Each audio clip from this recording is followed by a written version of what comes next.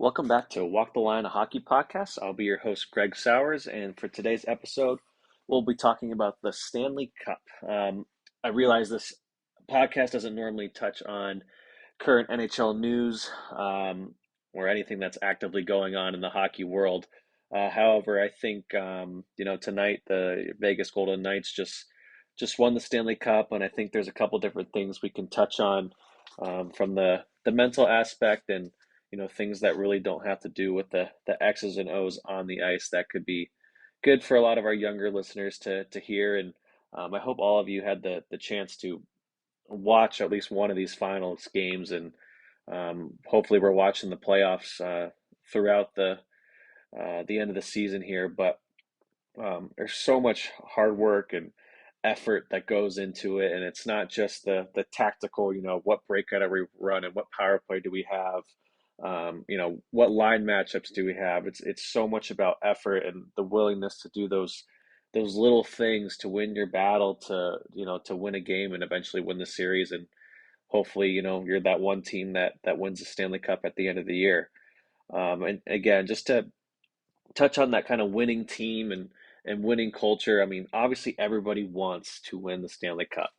You battle for 82 games. You get into the playoffs, and you got to win 16 more games to win the cup. And getting past four rounds once you get in. But you listen to those guys talk after they win the cup and what their interviews are like, and you hear about hockey kind of being different from other sports. Your basketball, your football, baseball. It's much more of a team environment. You have your four lines. Everybody's important on the ice. If one guy makes a mistake, it affects the whole team. Whereas in football, you have this opportunity to reset and run plays, and this guy's going here, and everybody knows what's going on. Basketball, you could have these super teams with two of the best players in the league on one team, and they just run everybody's show throughout the season just because they're more skilled than everybody. It doesn't work like that, and hockey players and coaches and people who have been around hockey realize that. And so when you listen to these guys give interviews, and the interviewers are, what did you think about your goal about on this play, or how did you get in that position? You never or rarely will hear a player say the word I. Um, it's never about them. That player realizes to get in that position or to get that puck, the other four guys and the goalie included have to put him in a position to score that big goal, whether it was chipping the puck out in the defensive zone and sending him, with speed through the middle. Um, it's very rare you'll hear well, I did really well in this play, or I put myself here. It's no, my line mate gave me a good pass and battled in the corner, and I was just standing in front, or it was a good shot from the point. So it's just always interesting to hear it out of the players' mouths about immediately giving other guys credit for the success of maybe the points that they had, but it all comes back to the team, and the team creates the success. Um, and again, Vegas, Florida, of course they had guys who were doing well and put up points, but neither one of those teams had yes, they had superstars, but neither one of them had a McDavid. It the only time that really works where one guy can do everything for you and win the league for you is, in men's league, or playing, lower level hockey. You can get one kid that can skate better than everybody at house league and skates through everybody and scores all your goals. That's great and fine, but at the highest level, that doesn't work. And that's why you see, you know, Edmonton hasn't won a Stanley Cup with McDavid. He's amazing. Draisaitl's amazing, but they've have other holes in their team, and one guy can't do everything. You can't have McDavid go out there and play goalie, play defense, and be expected to score goals. Vegas had guys up and down the lineup, and they were notorious for this playoffs of running all four lines because all four lines were big and strong and could compete. They weren't all as skilled as other lines and other teams, but they worked harder than every team. And obviously that's why they came out with a series victory, 4-1. Really wasn't even close with as shown by that last game. And Cassidy even mentioned it in the post game there. He was able to run his four lines, didn't really have to worry about line matchups because he was confident his team was going to outwork the other team.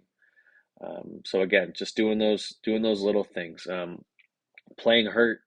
We know Kachuk couldn't play that last game because of an injury, and it'll come out what he had. Obviously, he wasn't on the winning side this time, but those Vegas guys are playing hurt as well, and it'll be really interesting to see what those guys were playing with. And it always comes out a few days after the Cups won about what guys were playing with and the injuries and what they had to do to play. It was a few years ago when I think Boston won the Cups. Brad Marchand was playing with like a collapsed lung. So these guys do whatever it takes to win, and it kind of comes back to something we mentioned before on this podcast. There's a difference between being injured and being hurt. You know, these guys are getting paid millions of dollars. So if they're injured, there's stuff they can do to play through those injuries. But if you're playing for your Pee Wee or your Bantam team, and obviously no one's expecting you to go out there and play with a broken hand or broken arm or something. But if you got that bruise and you're hurt and something doesn't feel right, it really does come down to how bad can you or how bad do you want it? Can you push through a little bit of pain to play? Um, Again, not condoning playing with a concussion or playing with a serious injury, but sometimes we have to find a way to push through things and make an impact on the ice and play through a few injuries or a few bumps and bruises. But again, back to doing the little things, playing through injuries, blocking shots.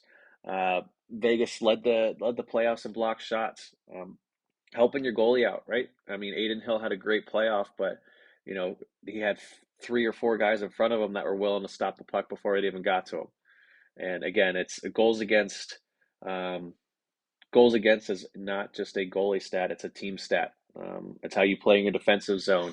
How often you're in your defensive zone. If you have a good offense, you're probably in the other team's defensive zone more so than not. So um, doing those doing those things, getting in the way, sticks and lanes, preventing pucks from getting to your goalie.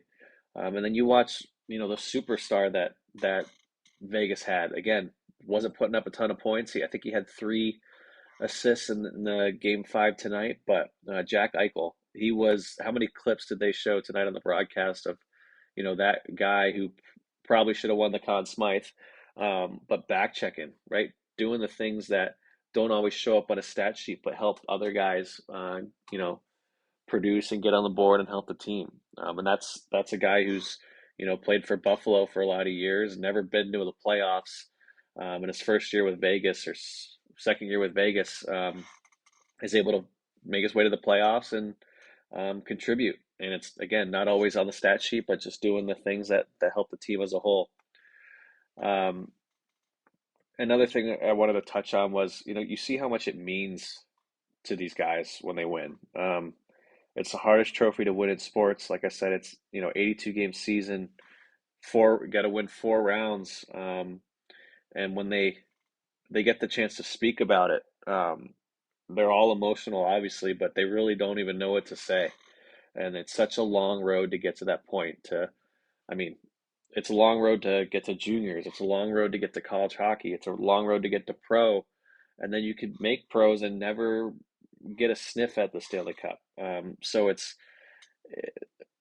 so hard to do, and there's so many people along the way that you know need to help you, and you need to push yourself, and you need lucky bounces in there to get to that point. But there's a reason why, um, after the season's over, they take so much time to celebrate and bring the cup back to their hometown or back to their home rink, and celebrate with the people who helped them get to that point in their careers.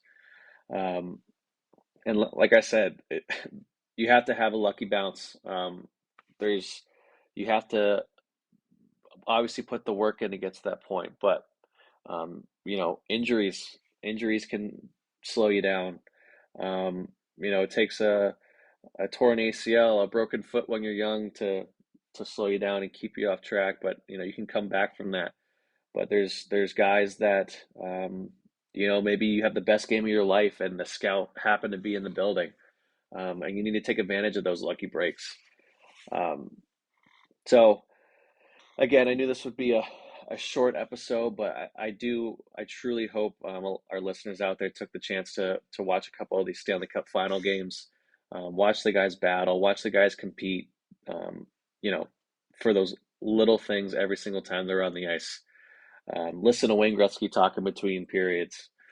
Just be a student of the game, and hopefully take something away from watching your sport on TV. And obviously not going to be able to watch it until next season. And hopefully everyone has a good little break here from hockey now that it's not on TV anymore. Your season's over. You're probably getting involved in some summer hockey, but I did want to let everybody know for a future episode we'll have Justin Todd on. He is a trainer, and I'll let him go through all his achievements and accolades when he does come on. But he'll be touching on hockey training for our youth athletes. He trains some professional athletes, and I won't name drop until he wants to. But he'll be on in the next few weeks. Again, sharing some of the youth training that he train some of our younger players, and then we'll bring back on Jimmy Wark on a topic that's to be determined. So I hope everybody's still enjoying these. I believe we're on episode 15, and I'll keep doing these weekly until I don't have anything else to talk about. So I got a lot more in the tank. And again, if anybody has any suggestions that they'd like to hear about, I'm more than happy to touch on those subjects, but or anybody you'd like to hear on the podcast as well. Be great to interview a few people. But again, we're getting into the summer months. Hopefully, everyone's been training.